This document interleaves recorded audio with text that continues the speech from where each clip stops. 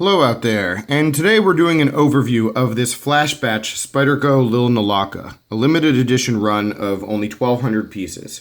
And although this is already starting to sell out from major distributors, it is starting to pop up on secondary marketplaces like eBay.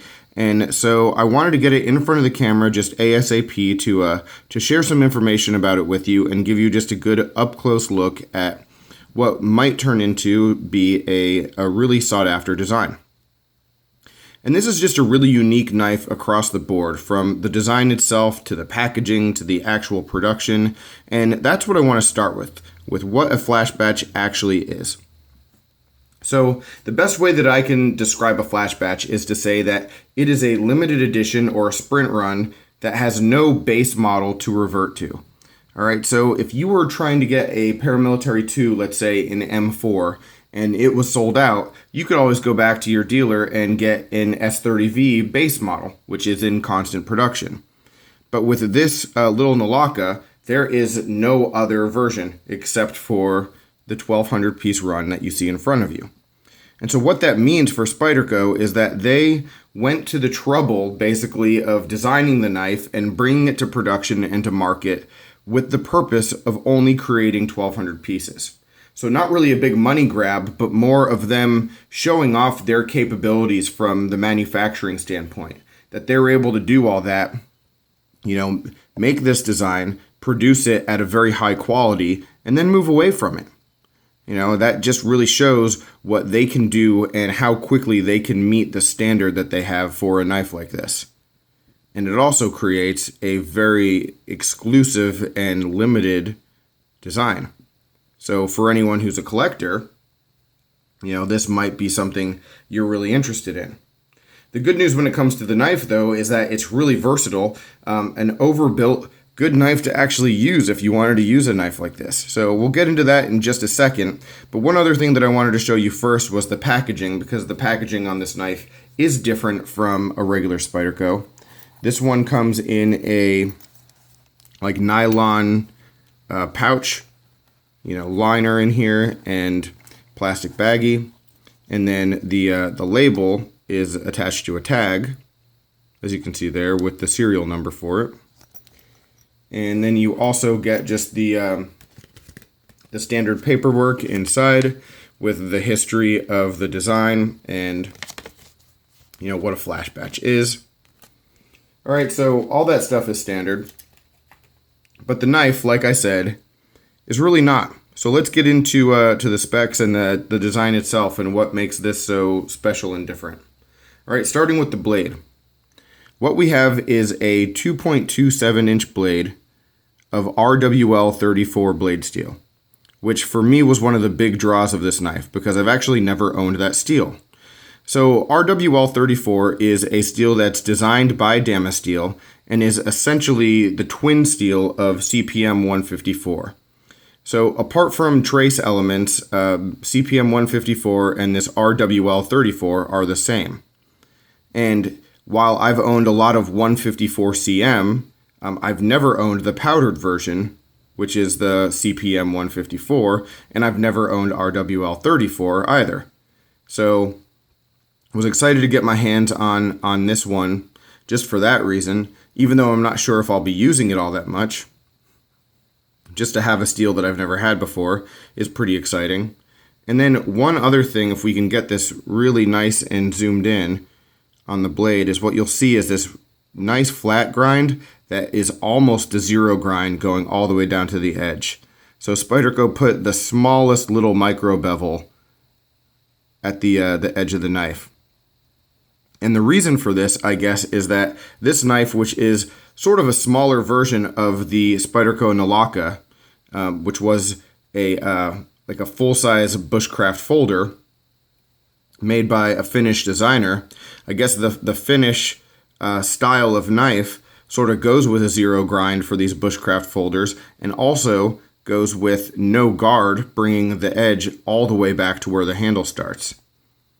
And I suppose the reason for that is that the user is supposed to be someone who's very skilled with bushcraft and capable and doesn't need a guard and just would really prefer to have whatever media they're cutting right up to their finger, and is just secure with the quality of the edge that they have on their knife and their cutting ability, so that they don't think they'll slide up and cut their fingers. And so that's sort of the standard and expectation when it comes to knives like this. And it does make it different, and it does also give it a bit of a gents look when it's shrunken down into this size here. But really neat and unique when it comes to all that. And then moving back, what we have is a very strong liner lock. I mean, very sturdy, well built, overbuilt. You can see the thickness of the handle here. Let me see if I have something popular that I can bring in to compare it to. Yeah, so here's the Tenacious that I have. All right, so looking at the modified Tenacious that I did, the thickness of the knife, the Lil Nilakka is actually going to be thicker than the Tenacious and significantly smaller.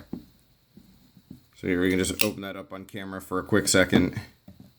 All right, so the same thickness or a little bit thicker knife for the Lil Nilakka than the Tenacious, which is obviously a much bigger knife. So a little bit overbuilt here with that Lil Nilakka, which does render it to be a really nice functional knife. So even though you could get this as a collectible, if you wanted to pick this up to use it as a small, like a really small bushcraft folder or even an EDC, I think it would work out really well for you.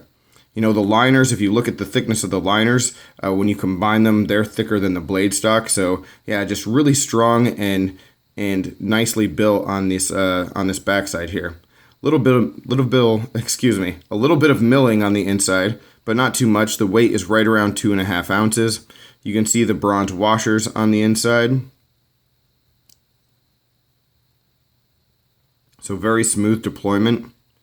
Looking at it in the closed position though, this isn't really going to be the easiest knife to spider flick. You really will only be able to open it with the right hand. But like I said, perfectly smooth there. And then just the fit and finish and the choice of white G10 is wonderful. Really impressed with that from Spyderco. They went with a really classy look, and you can see, even though you can see the spot maybe where the backspacer meets the liners, you can't even feel it. I mean, it's perfectly flush. So they did an excellent job. Absolutely excellent job with all this. Fit and finish is fantastic. I can't get over the white G10.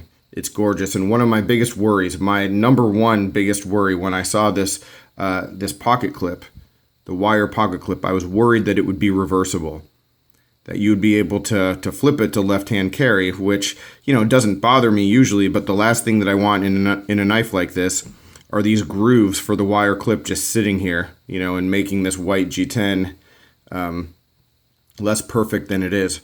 But Spyderco, I think they noticed that as well, because they went with this one position, tip up only, which, for some people might not be preferable, but when it comes to just the look of this knife and how appealing it is, it definitely works. Yeah, so those are all the aspects of the knife that we need to go over. Just really impressed with the build of it and just the quality of the craftsmanship here. If you watch my videos and you know the knives that I'm into and the type of things I prefer, you might be thinking, this really isn't his kind of knife. And you'd be right. I just did a gentleman's carry video a week or so ago, and one of the things I talked about was how I definitely want to have a guard of some sort on my knives, on all of them, whether it's a gent's carry or not. And this doesn't fit the bill for that. And, there are just a few other things in terms of the design and the shape where it's just not my kind of knife.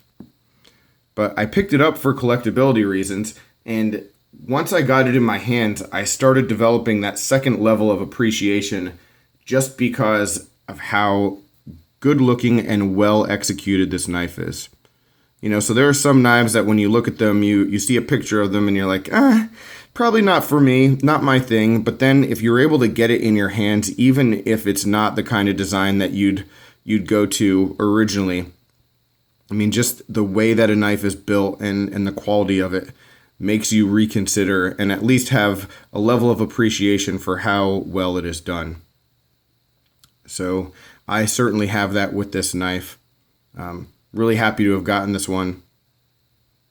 And yeah, hopefully I gave you enough information about it to make you either want to chase one down or just say, not for me, but a cool thing. I'll wait for the next one. All right, so any questions, comments, complaints, suggestions, if you picked one of these up and have your take on it, definitely let me know down below. I'd love to hear from you. I'll be back talking with you soon with some other budget knives and a whole lot more reviews on the way. So thanks for watching, take care, and have a good one.